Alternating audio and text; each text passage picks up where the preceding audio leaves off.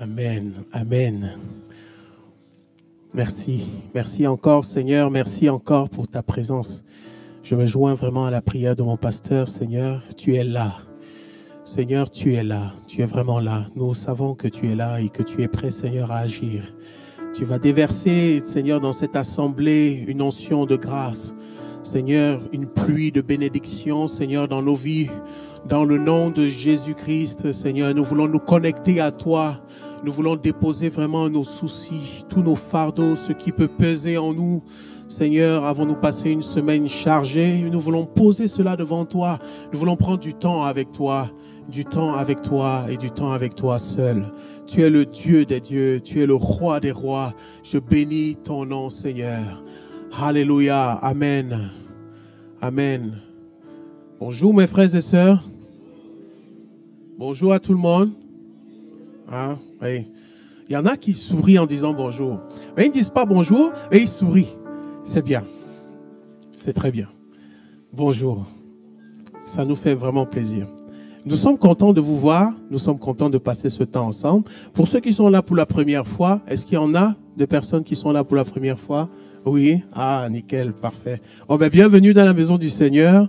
Vous savez, ici, on est tous amoureux de Jésus, n'est-ce pas? Hein? Et on aimerait aussi vous communiquer cet amour-là. Amen. Donc, pour ceux qui sont à côté, hein, vous pouvez, ou bien même pour tout le monde, hein, vous pouvez aller faire un coucou, un câlin, etc. Dans la maison du Seigneur, on est dans la joie et on partage l'amour que le Seigneur a posé dans notre cœur. Amen. Amen. Bon, on va chanter ce chant tous ensemble. Mais avant de le chanter, je vais nous demander quelque chose. Qui sait faire des comptes? Un bilan financier, quelque chose comme ça. Non? Bon, il y en a peut-être qui savent le faire, qui sont formés pour. Mais je pense que dans la maison de Dieu, on est tous formés pour compter les bienfaits de Dieu. N'est-ce pas? Ah, ça, on sait faire les comptes, là. Ah, il faut qu'on le fasse, n'est-ce pas? On va compter les bienfaits de Dieu. Amen. Ce qu'il a fait dans notre vie. On va compter ça ce matin. Lèvons-nous tous ensemble et on va chanter ce chant.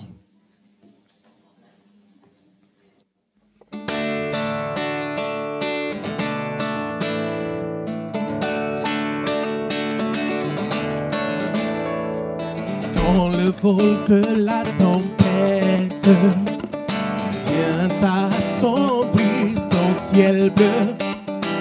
Au lieu de baisser la tête, compte les bienfaits de Dieu. La main.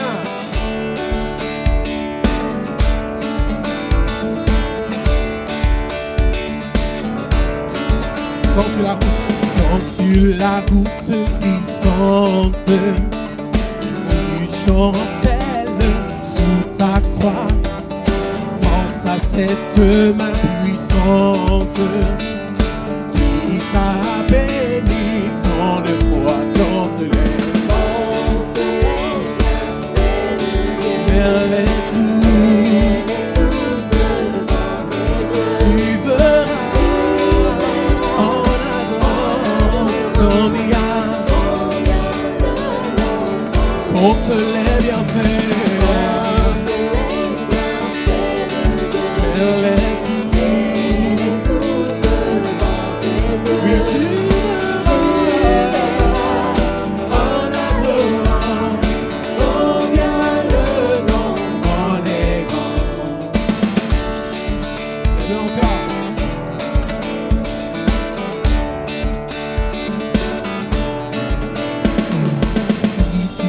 Dans le voyage, plus d'un chair et tout trésor, pense au divin héritage, et la haute reste encore dans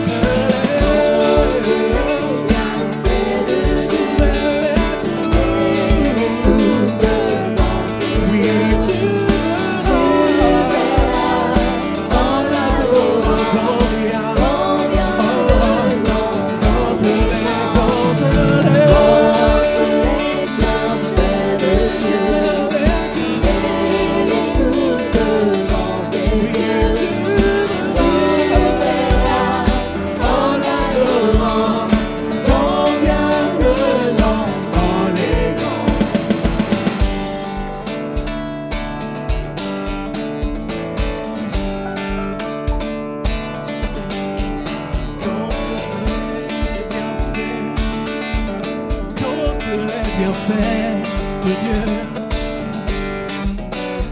On tape les mains ensemble. Yeah. Compte les bienfaits de Dieu, mets-les tous devant tes yeux. Oui, tu verras en adorant combien le nom on est grand. Compte les bienfaits de Dieu, mets-les tous devant tes yeux. Tu verras en adorant combien le nom. Compte les bienfaits.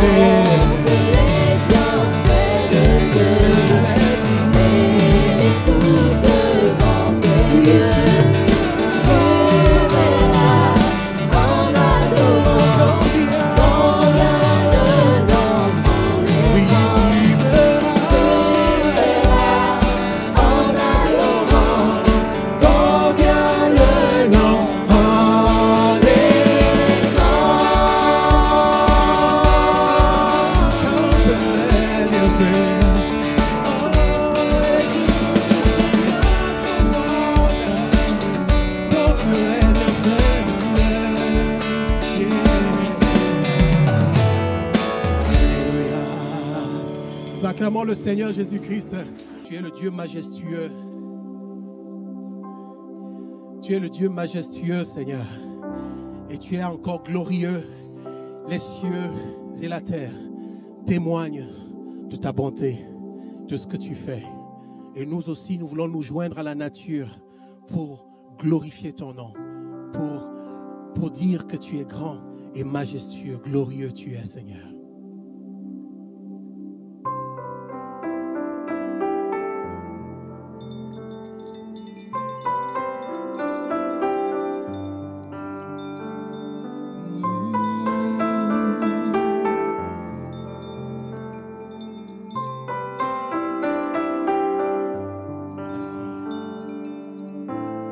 Assis dans le ciel, ton trône éternel, tu règnes à jamais.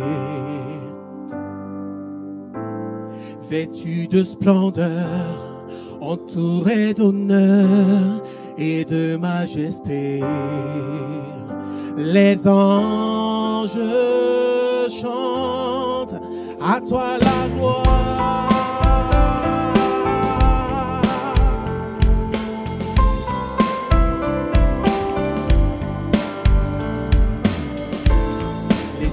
Et les mers, la vie, la lumière nous parlent de toi.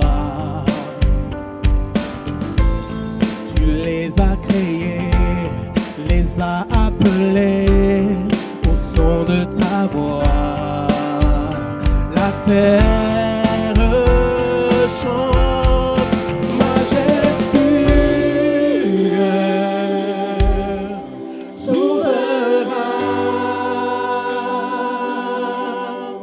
Dieu tout-puissant, tu es saint, la création loue ton nom, tout l'univers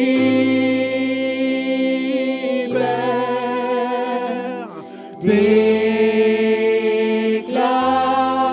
à toi la gloire,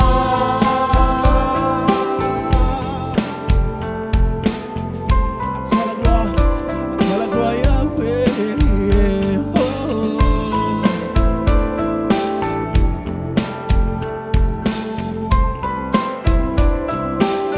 Chantons au roi serviteur.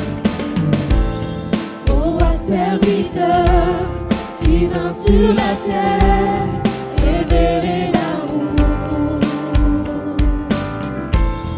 Divin créateur, merveilleux sauveur, tu vis pour toujours. Tes enfants chantent majestueux,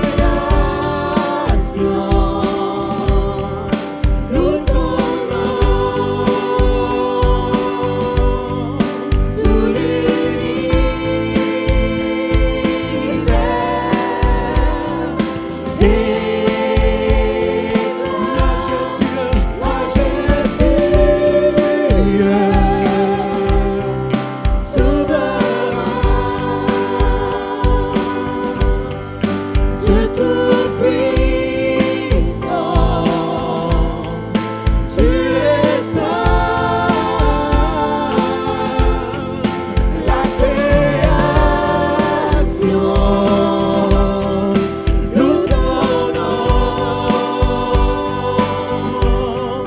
tout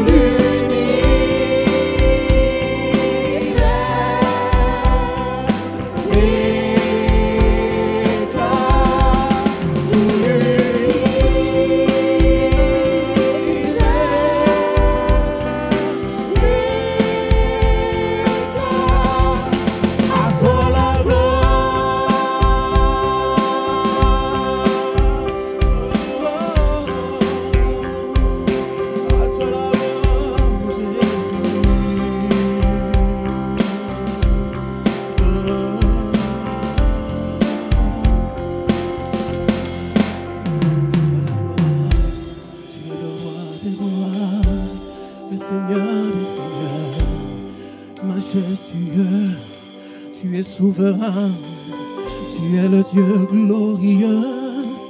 Je vais louer ton nom, je vais louer ton nom. Chante, majestueux, chante avec moi. Souverain, Dieu tout-puissant, tu es le Saint des Saints. Tu es saint. La terre, la création tout entière. La création. Loue ton nom, Seigneur Jésus-Christ, qui se compare à toi. Loue ton nom. Tout l'univers. Tout l'univers.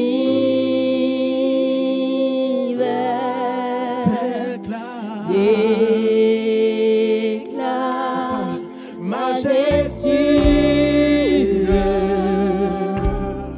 Souverain.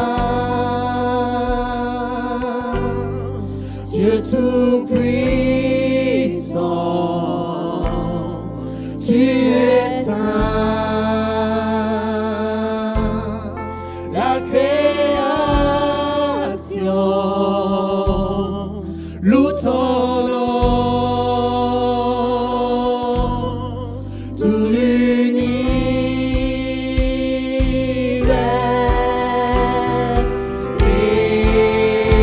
déclare majestueux,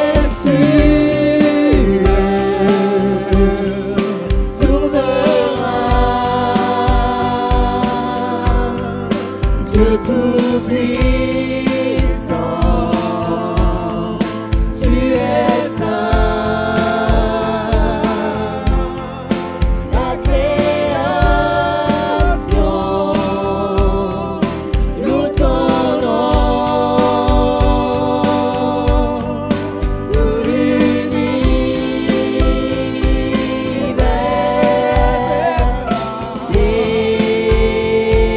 déclare, tout l'univers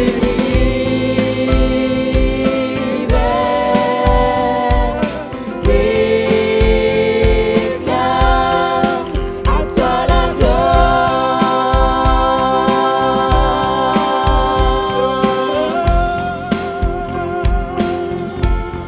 À toi la gloire,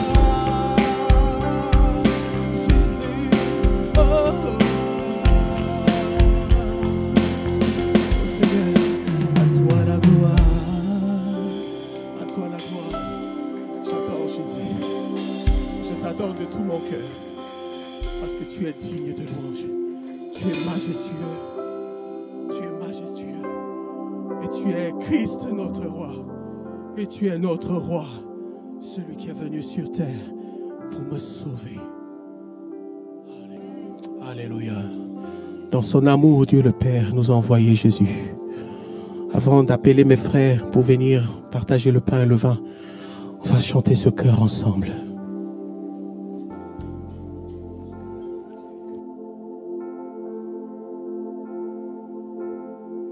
Dans son amour, Dieu le Père envoya son Fils Jésus pour accorder la lumière à tous ceux qui sont perdus. Il descendit sur la terre, mais les hommes l'ont rejeté. Ils l'ont cloué au calvaire, mais Christ est ressuscité. Christ est roi,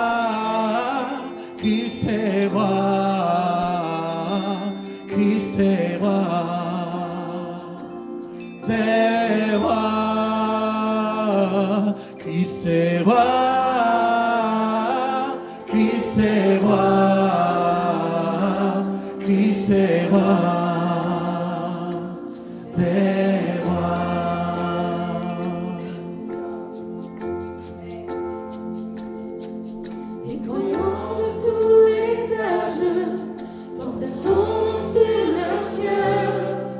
Dans l'épreuve, il y a courage, car leur Dieu est un sauveur. Ils vont par toute la terre annoncer le Fils béni, fiers de porter la bannière sur laquelle il est écrit: Christ est roi, Christ est roi, Christ est roi, est roi, Christ est roi, Christ est roi, Christ est roi, est roi.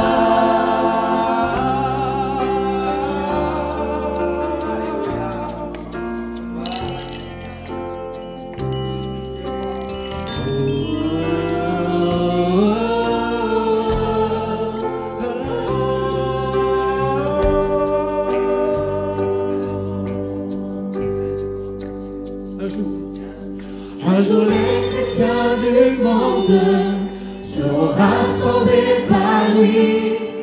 Ils sortiront de leur tombe, car en lui ils ont la vie. Ils formeront un royaume, la terre sera leur pays. Leur hymne sera un psaume à la gloire du Messie.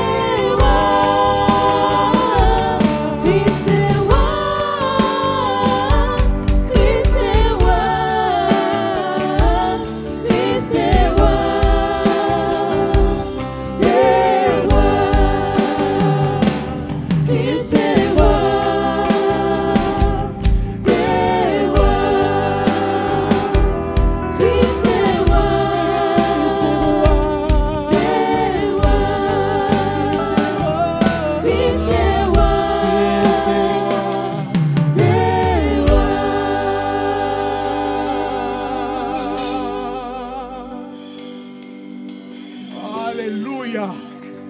Aucun roi ne peut se comparer ou mesurer à toi. Tu es le roi des rois. Tu as daigné venir sur terre sauver l'humanité. Tu as daigné venir sur terre regarder ma condition, te mesurer, Seigneur. Tu es venu prendre, Seigneur, la chair d'un homme. Oh Jésus, tu es le roi des rois. Adore Jésus de tout ton cœur. Élève ta voix, mon frère, ma sœur, et bénis l'Éternel. Alléluia. Avant de prendre le pain et le vin, je vais nous lire un passage de la Bible. Dans le livre de Josué, chapitre 24, à partir du verset 14, il est écrit: Maintenant, craignez l'Éternel et servez-le avec intégrité et fidélité. Faites disparaître les dieux qu'ont servi vos pères de l'autre côté du fleuve et en Égypte, et servez l'Éternel. Et si vous ne trouvez pas bon de servir l'Éternel, choisissez aujourd'hui qui vous voulez servir. Ou les dieux que servaient vos pères au-delà du fleuve, ou les dieux des Amoréens dans le pays desquels vous habitez. Moi, et ma maison, nous servirons l'Éternel. J'aime bien la fin. Moi et ma maison, nous servirons l'Éternel. Il y a un choix qui est décidé. Fais un choix. Josué dit cette parole au peuple à la fin de sa vie. Il est déjà parvenu à la fin. Mais avant de partir, il laisse une parole. Il laisse une parole. Choisis quel Dieu tu veux suivre. Est-ce que tu veux suivre le Dieu, l'Éternel, qui te dit, je suis l'Éternel qui te fait sortir du pays d'Égypte, qui te fait sortir de la servitude, qui te fait sortir du chagrin, qui t'enlève des griffes de l'ennemi. Je suis l'Éternel qui te donne la paix alors qu'autour de toi il y a la guerre, qui te donne la paix alors qu'il y a de l'inquiétude autour de toi. De quoi t'inquiéter? Qui est-ce que tu vas choisir? Jésus? Ou bien tu vas rester choisir le Dieu de ce monde? Celui qui te dira, t'inquiète pas, je vais m'en charger de tout. Je te donnerai tout l'or que tu veux. Non. Ne suis pas ça. Suis Jésus. Accepte Jésus. Parce que lui, il a souffert et il s'est donné pour toi. Pour que tu aies le salut. Donc avant de prendre le pain et le vin, rappelle-toi du choix que tu dois faire et que tu as peut-être déjà fait pour quelqu'un ici présent. Tu as déjà fait le choix. Reste dans ta position. Ne change pas. Dis à ton cœur et à ta famille, moi et ma maison, nous servirons l'Éternel. Le temps aujourd'hui est gâté, j'ai envie de le dire. Comme la Bible dit, à la fin, il va falloir faire un choix. Que celui qui est saint se sanctifie davantage et que celui qui est souillé se souille davantage. Il n'y aura pas d'entre-deux. Mets pas le pied dedans et dehors. Non. Moi et ma maison, nous servirons l'Éternel. Ferme les yeux un instant. Réfléchis à toi-même. Et dis-toi, est-ce qu'à un moment donné, tu as laissé ta maison faire n'importe quoi? Est-ce que tu as laissé chez toi n'importe quoi? Des dieux étrangers? Est-ce que tu as laissé ça dans ta maison? Fais le ménage. Porte tout ça et mets dehors. Et dis au Seigneur Jésus, oui, je prends la victoire que tu m'as donnée sur le serpent et le scorpion. Celui qui veut me faire du mal, je le mets dehors. Mais je veux que ma maison soit une maison où on sert l'Éternel.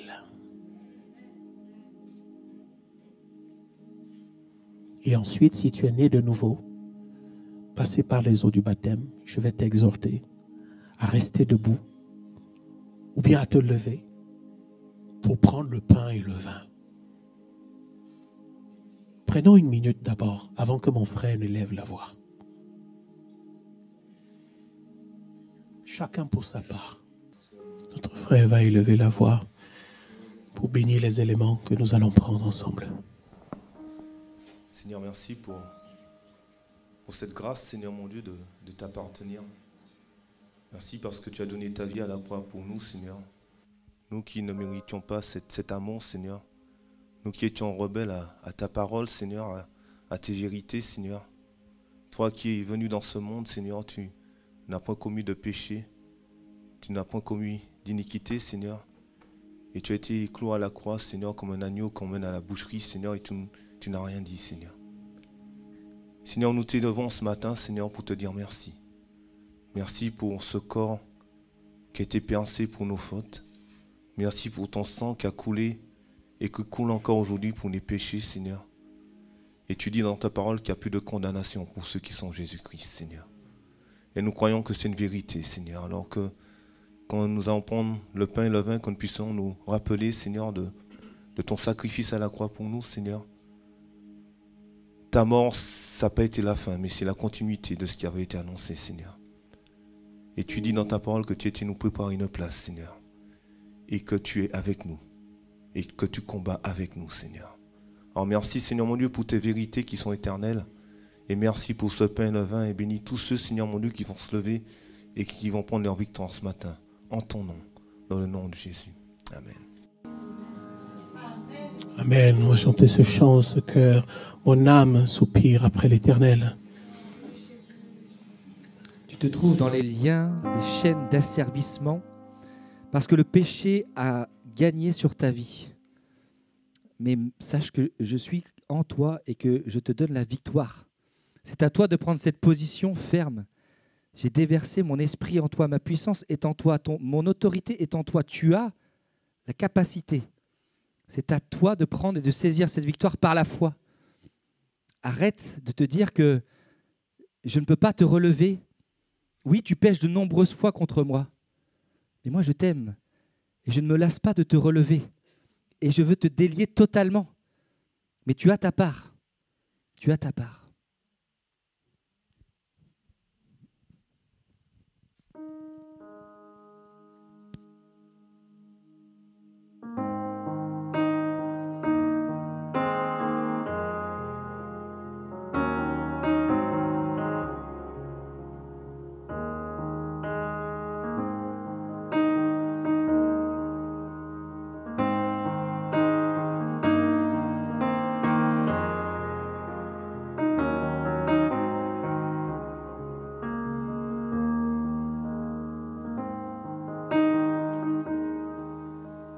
Mon âme soupira, près toi et mon esprit en moi te cherche. Toi seul est le désir de mon cœur et je vis pour t'adorer.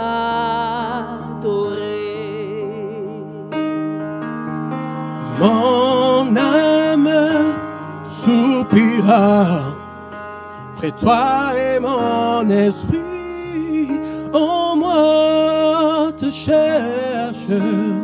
Oh. Toi seul est le désir de mon cœur et je vis pour t'adorer.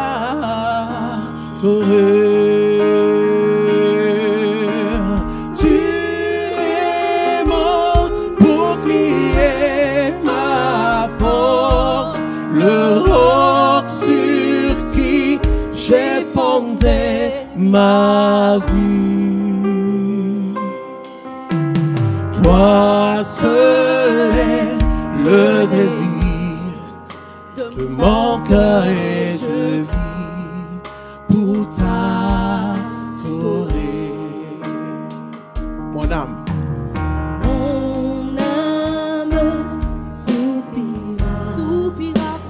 Toi et mon esprit, en moi te cherche. Toi seul est le désir de mon cœur et je vis pour t'adorer. Tu es mon bouclier, ma force, le roc sur qui j'ai fondé ma vie. Toi seul est le désir de mon cœur et je vis pour t'adorer. Mon âme. Mon âme soupira après toi. Mon esprit en moi te cherche. Je te veux, je te cherche, mon Dieu. Toi seul est le désir Le désir de mon cœur. cœur et Je vis pour t'adorer. t'adorer. Oui, tu es Mon bouclier, ma force, le roc sur qui j'ai fondé ma vie. Toi seul est le désir de mon cœur. Je vis. Oh,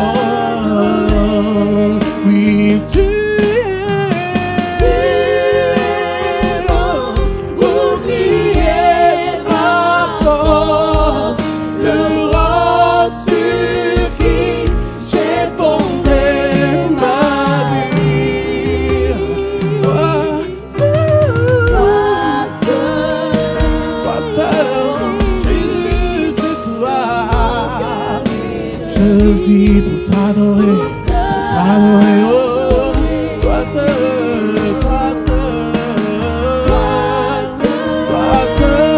le désir de mon cœur et je vis pour t'adorer, oh, toi seul,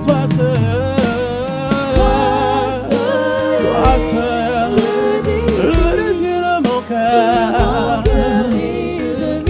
Je vis pour t'adorer. Chante, tu es. Tu es mon bouclier, ma force. Jésus est le bouclier de ta vie. Le roc sur qui Il est le roc sur qui tu dois être fondé. ma vie. Jésus, c'est toi seul, toi seul. Toi seul est le désir de mon cœur et je vis pour t'adorer. Toi seul comme un cœur, toi seul. Toi seul est le désir C'est toi que je désire. de mon cœur et Je vis pour toi. pour t'adorer. Dernière fois, toi seul. Toi seul est le désir de mon cœur et je vis pour t'adorer. Alléluia. Alléluia. Alléluia. Alléluia. Mon âme veut adorer Jésus. Mon âme veut adorer Jésus. Est-ce que tu te joins à moi pour adorer Jésus? Amen. Faisons-le de tout notre cœur.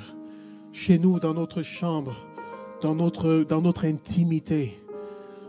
J'aime bien ce que le pasteur Gérard a dit hier encore. Si dans la nuit tu te sens réveillé, lève-toi, mets-toi à genoux et prie. Parce que les combats se gagnent dans la prière. Amen. Il faut se mettre à genoux. J'ai envie de dire, même gaspille ton genou s'il le faut. Mais pourvu que tu pries et tu cries à Jésus. Parce que s'il t'entend dans le secret, il agira. Amen. Amen. Mes frères vont passer pour les offrandes. Pendant ce temps, mets ce que tu as prévu pour l'avancement de l'Église. Mes frères, vous pouvez passer. Et restons que 2 ou 3 personnes élèvent encore la voix avant que l'on ne passe à la parole de Dieu. Alléluia. Merci beaucoup Seigneur pour la grâce que tu nous as faite, Seigneur, d'être encore aujourd'hui en ce lieu. Seigneur, nous l'avons chanté, Seigneur, mais plus que chanter, Seigneur, nous le croyons, que tu es le roi des rois, Seigneur, et que tu es majestueux. Seigneur, je te remercie beaucoup pour les cœurs disposés, Seigneur, à contribuer, Seigneur, à l'avancement de ton royaume. Qu'il n'y ait, Seigneur, aucune frustration, Seigneur, pour celui ou celle qui n'a pas pu donner, mais qu'il puisse, Seigneur, prier, Seigneur, et travailler, Seigneur, comme tu le dis dans ta parole, afin de, Seigneur, vraiment pouvoir aider dans l'avancement de ton royaume. Seigneur, tu pouvais tout faire sans nous, Seigneur, et tu peux tout faire sans nous, mais tu désires, Seigneur, nous faire contribuer, Seigneur, et participer, Seigneur, à ta gloire. Alors, Seigneur, nous ne t'enrichissons pas, mais c'est toi, Seigneur, qui pourvois pour nous. Et nous voulons simplement te rendre la gloire, Seigneur, en agissant, mon Dieu, pour ton royaume. Que tu puisses bénir, Seigneur, tous les cerveaux, Seigneur, qui vont être à l'origine, Seigneur, des différents projets. Que tu puisses, Seigneur, encore, mon Dieu, encore multiplier, Seigneur Jésus. Que tu puisses voir la foi, Seigneur, et que tu puisses voir chaque cœur qui a donné, Seigneur Jésus. Que tu puisses remplir de joie, Papa, et que tu puisses ajouter encore uniquement pour la gloire de ton nom. Amen.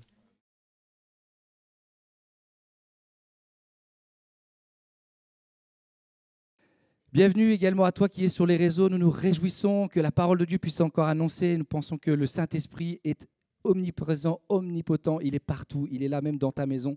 Donc il est prêt à te parler. Il suffit simplement que tu ouvres ton cœur. Amen. Très heureux d'être là encore ce matin devant vous. J'ai passé toute une semaine à me placer devant le Seigneur pour savoir qu'est-ce que, Seigneur, tu veux me dire, qu'est-ce que tu veux parler encore, qu'est-ce que tu veux m'utiliser pour apporter à ton Église. Et j'ai non pas parcouru la parole de Dieu, mais l'ouvrage que j'ai déjà pu partager avec vous sur la théologie systématique. Donc c'est forcément la parole de Dieu, puisque le nombre de versets ils sont partagés. Mais j'ai eu à cœur d'apporter les dons de l'esprit. Volontairement, je ne parle pas des dons spirituels, je parle des dons de l'esprit. Si ce matin je fais un petit sondage là comme ça, quels sont les dons de l'esprit qui vous viennent comme ça à l'esprit? Parlez fort. La sagesse, l'intelligence, l'amour, la miséricorde, la joie, la patience, la tempérance. Bon, Seigneur, je vais rempiler parce qu'en fait, ils savent déjà. La prophétie, non? Non? Les dons de guérison? Les dons de miracle? Non, parce que je m'étais dit, Seigneur, je prépare le truc. Même moi, quand on me parle des dons spirituels, je pense qu'à ça, les dons de miracle. Non? C'est pas... non, mais en fait, vous êtes des bons chrétiens, finalement. Oh, c'est pas que j'en doutais, pardon, si finalement on peut faire croire que j'en doutais. Hein. Non. Mais c'est vrai.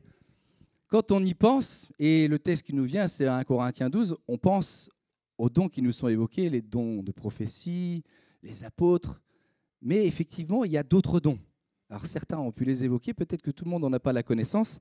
Et c'est ce que j'ai eu à cœur de travailler et de vous apporter ce matin. Déjà, pour commencer, de se donner une petite définition de comment pouvons-nous définir les dons de l'esprit.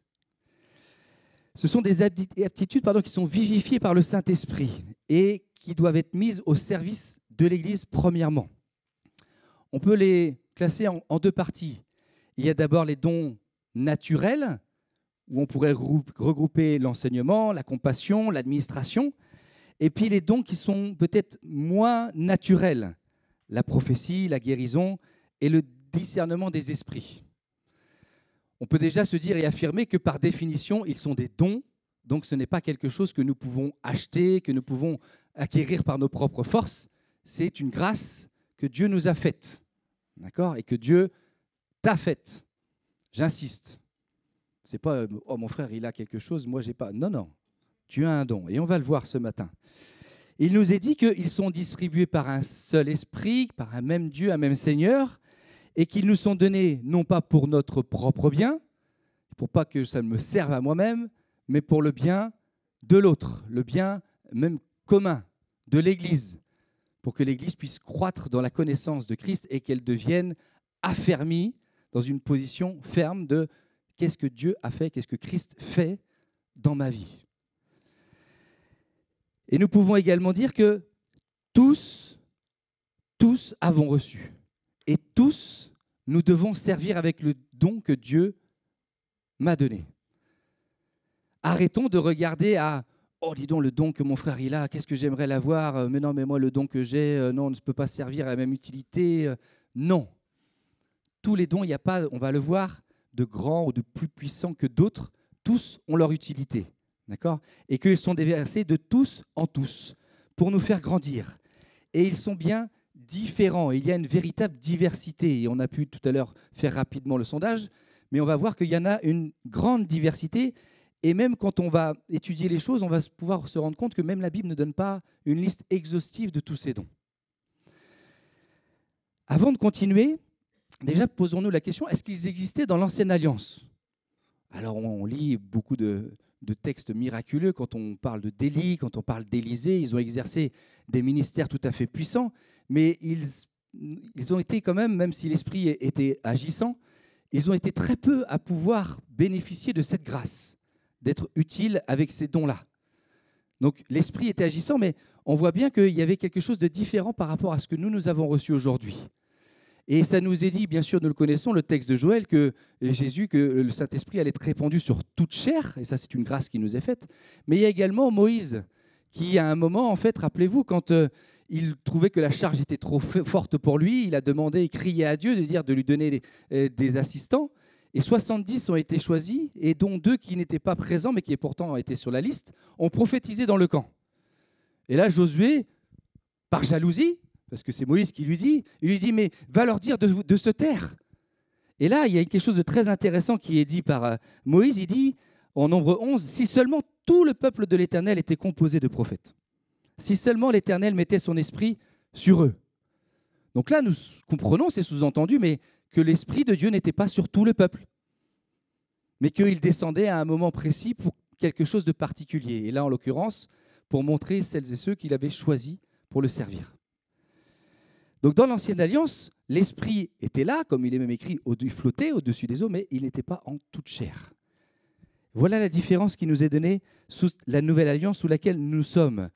Et nous avons, au commencement de l'Écriture, Jean-Baptiste qui annonce et qui dit « Quelqu'un vient après moi, et celui-ci est plus puissant que moi, et il vous baptisera dans le Saint-Esprit. » Alors là, vous allez me dire, est-ce que si je ne suis pas baptisé dans le Saint-Esprit, est-ce que j'ai l'Esprit de Dieu? Est-ce que j'ai des dons? On va essayer de mettre ça au clair ce matin. D'accord? Déjà, une chose est sûre. Nul ne dit que Jésus est Seigneur si ce n'est l'Esprit de Dieu qui lui fait dire. Donc, j'ai l'Esprit de Dieu. Si tu dis que Jésus est Seigneur, tu as l'Esprit de Dieu. Si tu ne dis pas que Jésus est Seigneur, viens me voir. On en parle. Et nous avons ensuite Jésus, qui vient avec toute la puissance du ministère de l'Esprit, qui accomplit tous les prodiges que nous pouvons lire. Pourquoi? Parce que son ministère était de reprendre ce que le diable avait volé. Et pour cela, il fallait un ministère de puissance, pour que les hommes soient émerveillés en contemplant et en pouvant prendre conscience qu'il n'était pas juste un homme, mais Dieu venu sur terre. Mais ça ne s'arrête pas là. On a Jésus qui se choisit 12 gars, excusez-moi ma vulgarité, mais moi j'aime beaucoup la manière dont les choses ont été choisies. Jésus s'est tenu dans la prière et il a choisi 12 qu'il a envoyés. Est-ce qu'ils étaient équipés pour? Non. Par contre, il les a équipés. Il leur a donné ses dons. À 70 même, leur disant, allez, guérissez les malades, chassez les démons. Il leur a donné ce don. Pourquoi? Parce qu'il y a une nécessité. Et encore plus aujourd'hui, nous avons une nécessité d'exercer ces dons pour que la gloire de Dieu soit révélée. Et rappelez-vous, les disciples sont revenus en disant « Oh, Seigneur, même les démons nous sont soumis. » Mais le Seigneur nous ramène à une réalité. L'important, c'est quoi? C'est que ton nom soit écrit dans le livre de vie. Ça reste la priorité. Mais nous voyons bien quand même qu'il y a une différence entre l'Ancienne Alliance et la Nouvelle Alliance. Et même une différence entre les disciples qui étaient avec Jésus et nous aujourd'hui, Église du XXIe siècle. Pourquoi? On peut lire en Acte 1 au verset 4. Il est dit, c'est dans le Saint-Esprit que vous serez baptisés dans peu de jours. Le Saint-Esprit descendra sur vous et vous recevrez une puissance. Nous le savons, c'est Pierre qui parle de ça quand l'Esprit descend le jour de la Pentecôte, mais nous vivons la même chose aujourd'hui. Tu as reçu une puissance. Certains frères et sœurs l'ont proclamé avec foi ce matin. Oui, l'Esprit de Dieu en nous est puissant, mais pas pour nous servir nous-mêmes. Quoique même si ça nous encourage, ça nous fortifie, ça nous affermit, mais pour que ça affermisse, ça encourage d'autres, premièrement l'Église, mais aussi celles et ceux qui ne connaissent pas le Seigneur. Donc nous avons tous reçu cette puissance. Il est également dit que Jésus a reçu du Père le Saint-Esprit et il l'a répandu sur nous. Et donc il a accompli la prophétie de Joël qui a dit qu'il répandra son esprit sur toute chair. Ça, c'est une vérité capitale qu'il nous faut garder à l'esprit. Il a répandu son esprit sur toute chair. Même si tu peux en douter, même si ton esprit, même si tes pensées peuvent te perdre, tu as reçu l'Esprit de Dieu. Amen. À qui sont-ils destinés maintenant? Je l'ai déjà sous-entendu un petit peu, mais je veux rappeler, c'est une véritable nécessité. Quand Jésus nous dit « Allez, faites de toutes les nations des disciples », est-ce que par nous-mêmes, nous pouvons aller faire des nations des disciples? Non. Par contre, l'Esprit de Dieu en nous peut le faire. Est-ce que nous avons besoin d'exercer les dons pour amener les gens à la foi? Oui. Je vous vois perplexe. Mais si. Moi, je n'ai pas la force de conviction. Je travaille avec le Seigneur, nous travaillons avec le Seigneur, le Saint-Esprit convainc de péché, de justice et de jugement, mais nous, il nous demande d'aller, d'exercer un ministère de parole, le don de parole. D'accord? Et il veut également, dans la prédication, que les dons soient exercés, et quand je parle des dons, là, particulièrement spirituels, les dons d'évangélisation, les dons de prophétie, les dons de guérison, le don de miracle. D'accord? Alors là, on va se dire, mais Julien, il y a des fois, je prie et il n'y a rien qui se passe. Moi aussi. Des fois, je prie et rien qui se passe. Des fois, je prie et le Seigneur a vraiment guéri. Il a chassé des démons. Mais les fois où il ne l'a pas fait, est-ce que c'est ça qui va faire que je vais m'arrêter? Non. Pourquoi? Parce qu'il nous faut garder à l'esprit, c'est que Dieu reste maître et souverain.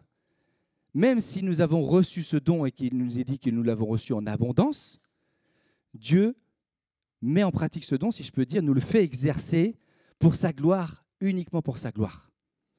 Et je reviendrai en conclusion là-dessus.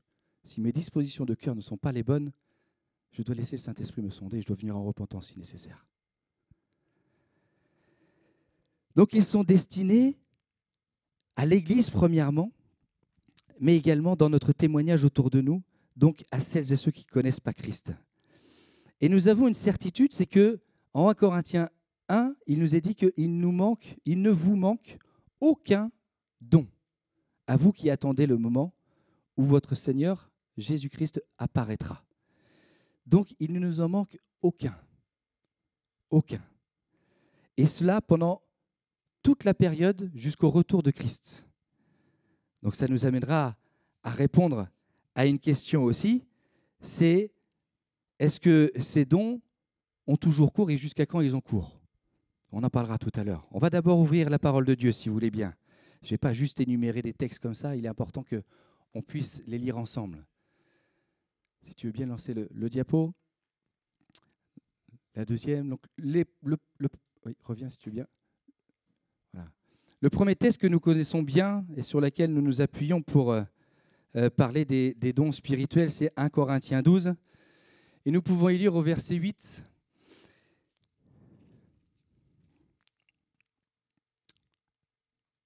Je ne vais pas lire ma version parce que ce n'est pas la même.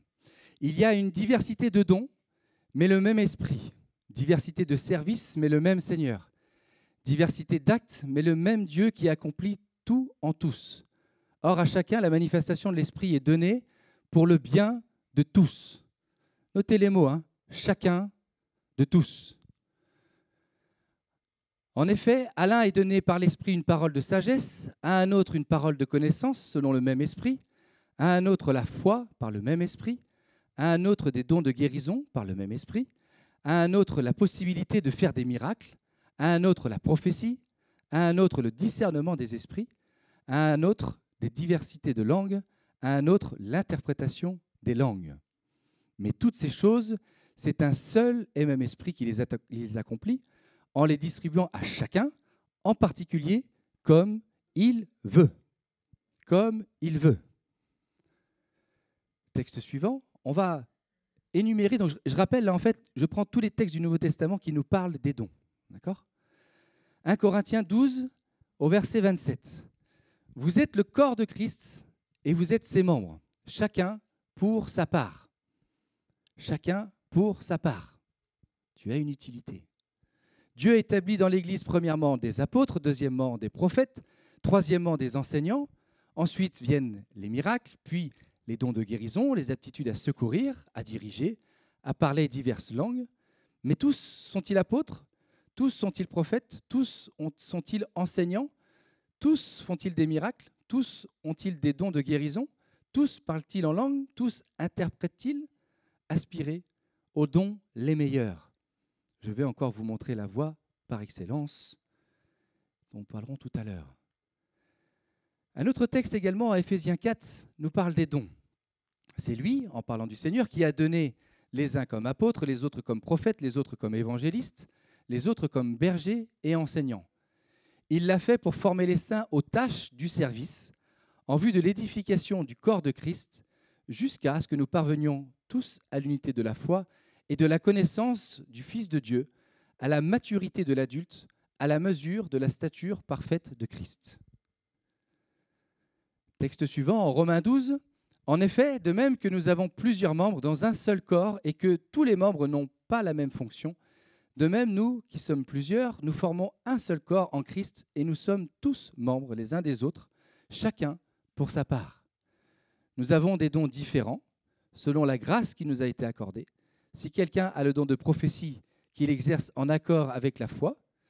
Si un autre est appelé à servir, qu'il se consacre à son service. Que celui qui enseigne se donne à son enseignement, et celui qui a le don d'encourager à l'encouragement. Que celui qui donne le fasse avec générosité, que celui qui préside avec zèle, et que celui qui exerce la bienveillance le fasse avec joie. Un autre texte, 1 Pierre, comme de bons intendants des diverses grâces de Dieu, mettez chacun au service des autres le don que vous avez reçu. Si quelqu'un parle, qu'il annonce les paroles révélées de Dieu. Si quelqu'un accomplit un service, qu'il le fasse avec la force que Dieu communique, afin qu'en tout Dieu reçoive la gloire qui lui est due à travers Jésus-Christ. C'est à lui qu'appartiennent la gloire et la puissance au siècle des siècles. Amen. Et un dernier texte, en 1 Corinthiens, nous revenons à ce que nous dit Paul. « Je voudrais que tous soient comme moi, mais chacun tient de Dieu un don particulier, l'un d'une manière, l'autre d'un autre. » Et là, c'est assez surprenant ce qui nous est dit par la suite. « À ceux qui ne sont pas mariés et aux veuves, je dis qu'il est bien pour eux de rester comme moi, mais s'ils ne peuvent se marier, qu'ils se marient, qu'ils se marient, car il vaut mieux se marier que de brûler de désir. Amen. » Donc j'ai repris dans le slide qui va suivre la synthèse et la liste surtout de tous les dons qui nous sont donnés ici dans les 6 textes que nous avons pu lire. Donc nous avons premièrement à 1 Corinthiens 12, la parole de sagesse, la parole de connaissance, la foi, les dons de guérison, les miracles, les prophéties, la prophétie, le discernement des esprits, les diversités de langues et l'interprétation des langues. Bon, ça, je dirais que je m'attendais à ce que vous me parliez de ces dons-là en premier. Mais finalement, vous connaissez également ce que nous disent les autres, les prophètes, les apôtres, premièrement, les enseignants, les miracles, les dons de guérison, les aptitudes à secourir, les aptitudes à diriger, le parler en diverses langues. L'autre texte en romain nous parle de la prophétie, le service, l'enseignement, l'encouragement, la générosité, la présidence et la bienveillance. Nous avons également en Éphésiens les apôtres, les prophètes, les évangélistes, les bergers enseignants particuliers. En 1 Corinthiens, le dernier texte que nous avons lu, nous est parlé des dons du mariage et des dons du célibat. On essaiera de parler de ça rapidement si on a le temps ce matin.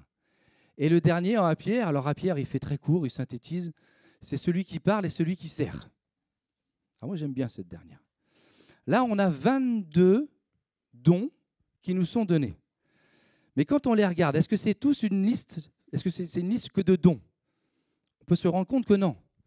Puisqu'il y a et la liste des dons, mais également la liste de ceux qui exercent les dons, mais dans des ministères un peu particuliers. D'accord?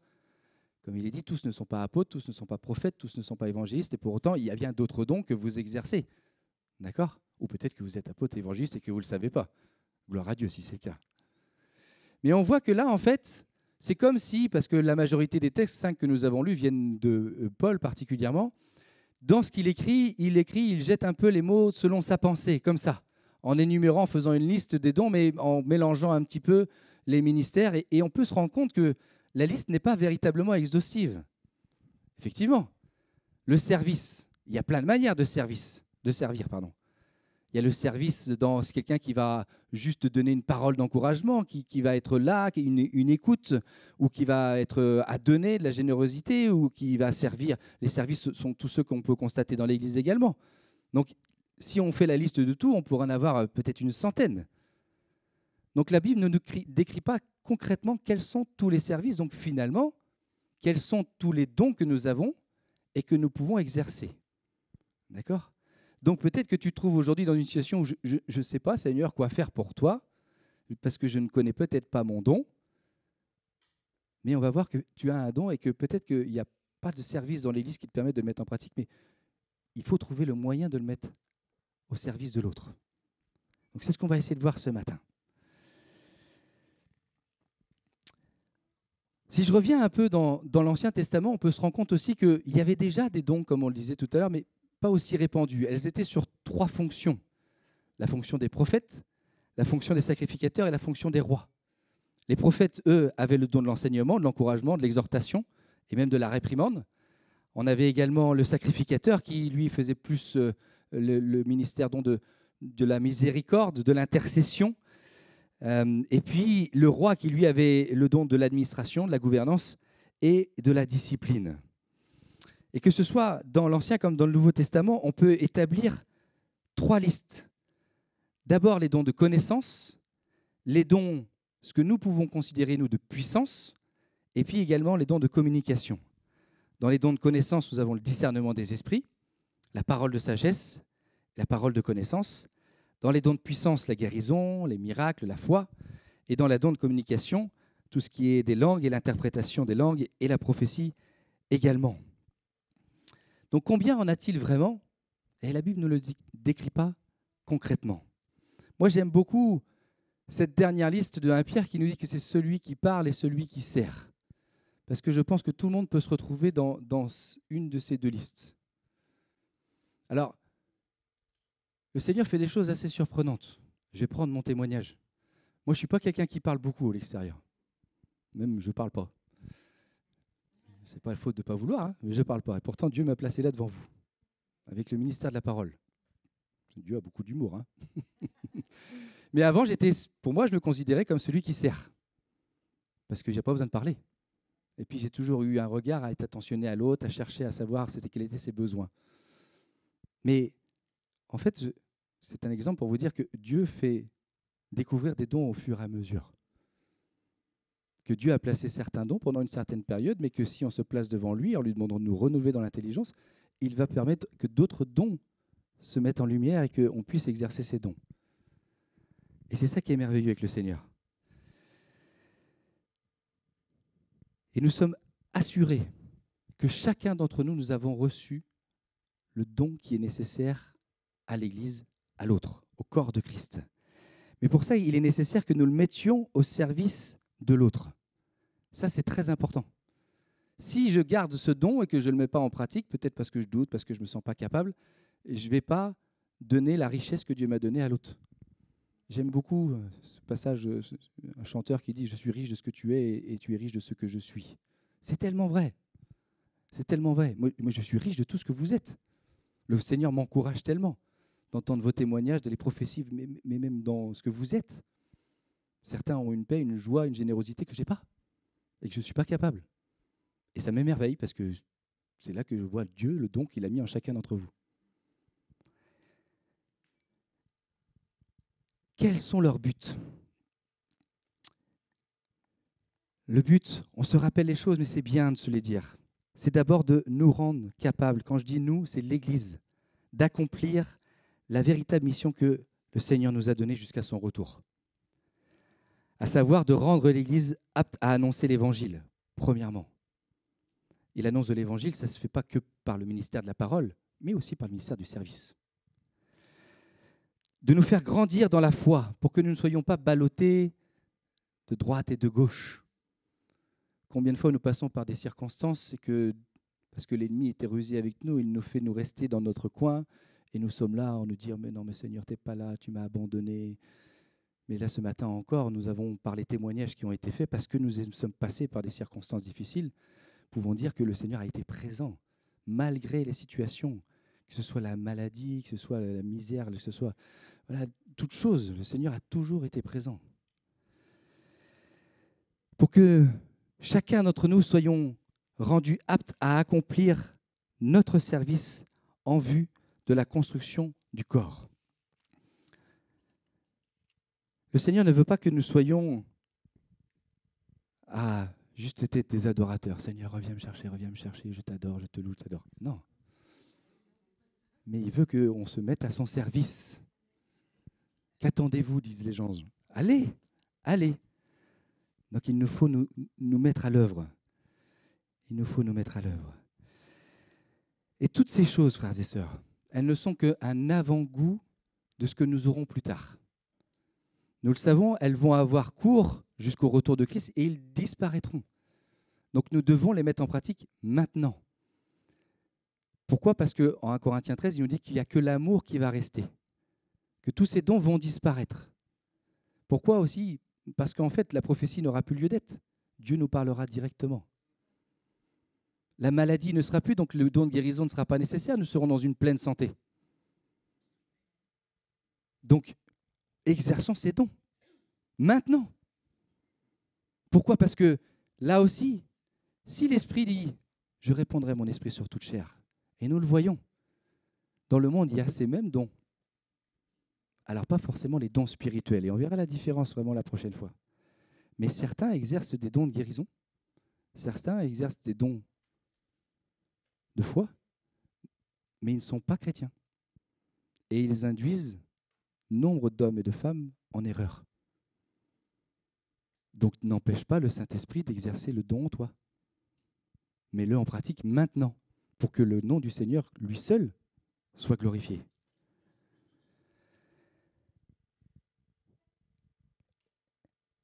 La prochaine question, c'est est-ce qu'ils peuvent varier en puissance ? Est-ce que nous pourrions les classifier ? Est-ce que le don de guérison est plus puissant que le don de prophétie ? Est-ce que le don de service, que le don d'administration ? Est-ce que si nous ne faisons pas cette classification, est-ce que nous ne serions pas sous plutôt notre inspiration naturelle, charnelle, plutôt que sous l'inspiration de l'esprit ? La Bible est claire. Ce n'est pas biblique de se dire qu'il y a une classification, parce que nous sommes le corps et que tous les dons sont utiles les uns aux autres. Donc, il n'y a pas de plus fort ou de plus puissant. Mais j'allais aller trop vite. Mais en même temps, il y a tellement de choses à dire. On doit l'exercer d'une manière en proportion de notre foi, comme il est écrit en Romains 16. Ça sous-entend en fait que ce don que j'ai reçu, il va progresser. Pourquoi ? Au départ, quand je veux exercer mon don, je ne sais pas comment le mettre en pratique finalement. Donc il va être d'une faible puissance, si je peux dire. Quelqu'un qui commence tout juste à découvrir qu'il a le don de prophétie, il va peut-être balbutier dans ce qu'il va dire. Peut-être qu'il va rajouter aussi de ce qu'il y a dans sa pensée à lui. Et ça ne va pas être la pensée exacte de l'esprit. Et je vous rassure, oui, ça arrive. Mais l'important, c'est la pensée centrale. D'accord ? Ce n'est pas ce que l'homme aura rajouté. C'est la pensée de Dieu. Et c'est valable pour tous les dons. Je dois mettre mon don au service pour que je l'exerce d'une manière naturelle, pour qu'il grandisse. Et qu'avec le temps, il devienne plus puissant. Que le Seigneur se serve de ce don d'une manière puissante. D'accord ? Donc oui, il peut varier en puissance. Mais il va gagner en efficacité et en puissance au fil du temps. Et puis, peut-être que dans l'église dans laquelle je me trouve aujourd'hui, à Nantes-Pontreau, moi j'ai le don de l'enseignement. Mais je vais aller dans une autre église et il y a déjà plusieurs qui ont ce même ministère. Du coup, mon don ne va pas pouvoir s'exercer dans l'église où je vais aller. Parce qu'il y a déjà ce don qui s'exerce. Donc je ne vais pas rester frustré en disant je vais jaloux. Non. C'est ce que je veux dire. Par contre, la position dans laquelle je vais devoir me positionner, c'est Seigneur, si je suis là, c'est parce que tu l'as voulu. Montre-moi quels sont les dons que je peux mettre au service des autres. Et peut-être que le don qui était exercé d'une manière la plus puissante dans l'église où j'étais auparavant, va pas disparaître parce qu'il va rester. Mais il ne s'exercera pas de manière aussi puissante dans l'autre église. D'accord ? Donc oui, les dons peuvent varier d'une manière puissante. Mais l'important, là encore, c'est que Dieu reste maître et souverain. Il reste maître et souverain. C'est lui qui en décide. Et ne pensons pas qu'il soit... C'est quelque chose du mystérieux, que les dons, c'est forcément un truc qui va me descendre comme ça dessus. Ah, je vais parler comme ça. Non. Non, Dieu a mis en nous des qualités toutes humaines qu'il va utiliser. D'accord? Et bien sûr, après, il y aura une onction particulière qui viendra de l'esprit par-dessus ça. D'accord? Mais Dieu nous donne des qualités humaines. Et donc, nous sommes responsables de les utiliser d'une manière efficace et surtout chercher également à les améliorer afin que nous nous édifions encore une fois les uns et les autres. Alors, est-ce qu'ils sont permanents ou est-ce qu'ils peuvent disparaître? Alors, j'ai donné l'exemple tout à l'heure, dans un autre contexte, ils peuvent être utilisés de manière différente, mais on le sait, l'Écriture le dit, Dieu ne se repent pas de ses dons. Mais quand on regarde par exemple l'exemple de Samson, il a perdu le don. Ça nous ramène à cette réalité quoi?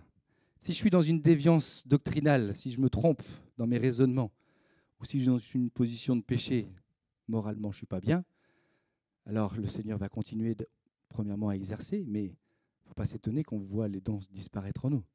Dieu ne peut pas se glorifier dans une personne qui ne l'honore pas. Hein?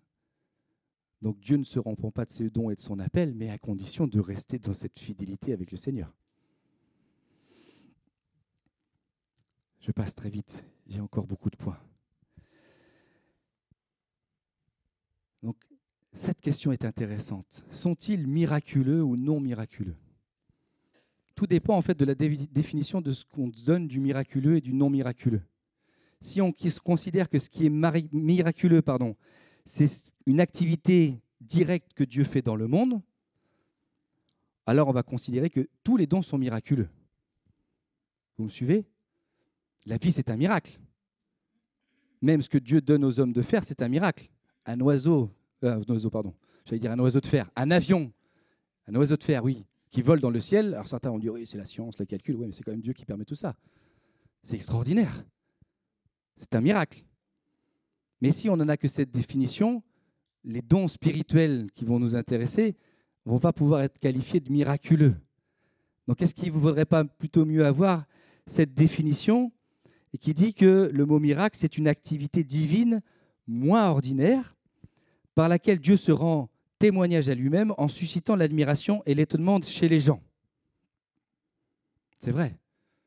Et je pense que dans notre génération, en plus, avec les médias, les réseaux sociaux, toutes ces images, toutes ces choses qu'on entend, qu'on voit, on perd un peu de comment dire, le miraculeux perd un peu de sa saveur, je n'arrive pas à trouver le mot, mais son importance. Donc je pense que la vraie définition du miracle qu'on nous devons garder à l'esprit, c'est quand Dieu se glorifie lui-même en faisant des prodiges qui nous émerveillent. La guérison, la prophétie. Et d'ailleurs, Paul aspirait à ce don particulier. Pourquoi? Parce que la prophétie va provoquer un bond dans la croissance directe. Dieu va parler d'une situation précise à un instant donné. Il va nous montrer quelque chose qui est peut-être caché, sûrement caché aux yeux de tous. On sait pertinemment que c'est lui qui nous parle et ça va nous mener d'une situation arrêtée à une autre. Donc c'est pour ça que Paul dit aspirer à ce don particulièrement, parce qu'il va y avoir une véritable croissance spirituelle à ce moment-là. Mais là encore, non pas qu'il est plus grand que les autres, mais aspirer à celui-ci parce qu'il va permettre une véritable progression, en tout cas fulgurante, si je peux dire ça comme ça. Et donc, si nous considérons le miracle comme une activité moins ordinaire, ou plutôt extraordinaire de Dieu, la prophétie est donc un miracle, la guérison, le pouvoir de chasser les démons, le parler en langue, les dons de miracle, les dons de guérison et la foi.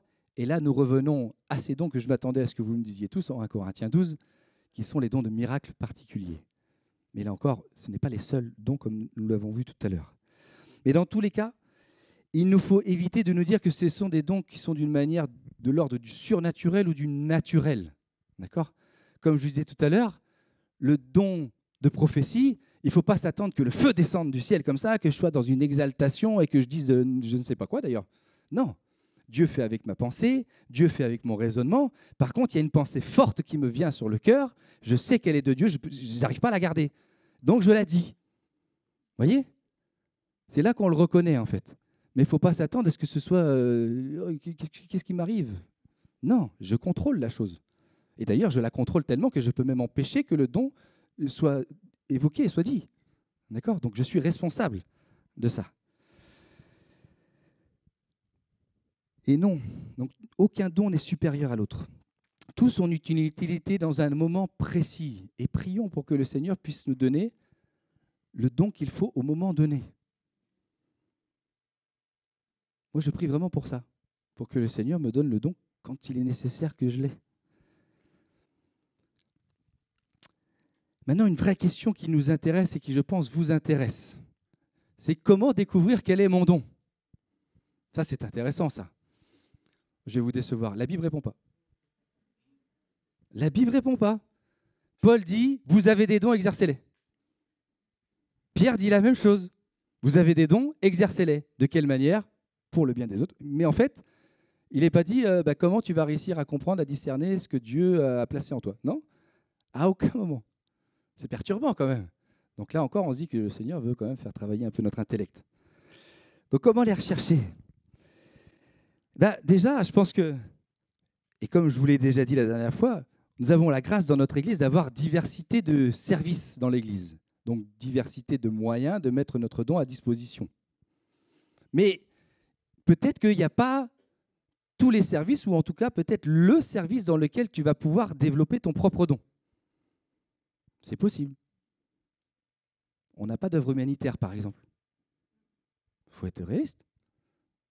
Donc peut-être que tu as ça sur le cœur et que tu te dis, maintenant j'ai pas le don, de toute façon il n'y a pas ça dans l'Église, donc en fait tu ne le découvres pas, tu ne le mets pas en pratique et tu ne vas pas le développer et tu ne vas pas l'exercer et le faire devenir efficace. Donc en fait peut-être tu restes là dans cette situation pendant des années, mais en fait ce que j'ai envie de te dire c'est, viens, parlons-en. Réfléchissons. Quand je dis moi, c'est entre nous. Hein. Moi j'ai ça sur le cœur depuis des années, mais je ne sais pas comment le mettre en œuvre. Et peut-être que quelqu'un qui a le ministère de l'administration, qui a le ministère de gouvernance, va pouvoir t'assister pour pouvoir mettre en pratique ton don, dans l'Église ou à l'extérieur de l'Église. Donc il y a ce cas-là, puis il y a le cas de... Il y a déjà des ministères dans l'Église. Alors peut-être, je ne sais pas dans quel... Est-ce que c'est avec les enfants? Est-ce que c'est à l'accueil, la vidéoprojection?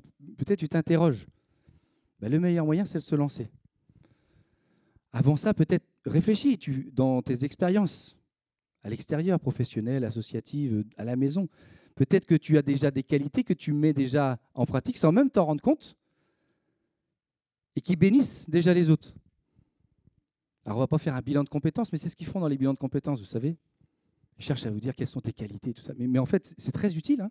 Moi, j'en ai fait 3 dans ma vie. Ça m'a été utile pour progresser et pour grandir.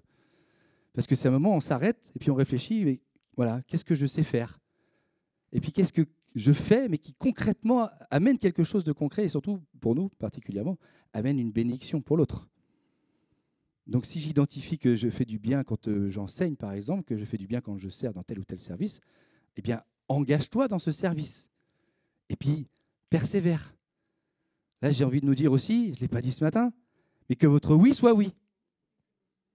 Alors, oui, si dans un service, je me rends compte que ce n'est pas le bon, eh bien, j'arrête.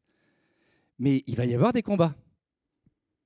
Donc, quand je m'engage, eh bien, je vous dis oui et je vais jusqu'au bout. Et ce n'est pas parce qu'il y a des combats que je vais baisser les bras. Non, là encore, il y en a d'autres qui sont là pour m'encourager. Je me confie sur mes difficultés. On prie les uns pour les autres. Et je vais jusqu'au bout de mon engagement. Il y a un texte... Non, je ne vais pas vous le dire, je dirai la prochaine fois. Non, je ne le dirai pas. Un autre, non, parce que c'est une prédication que je prépare.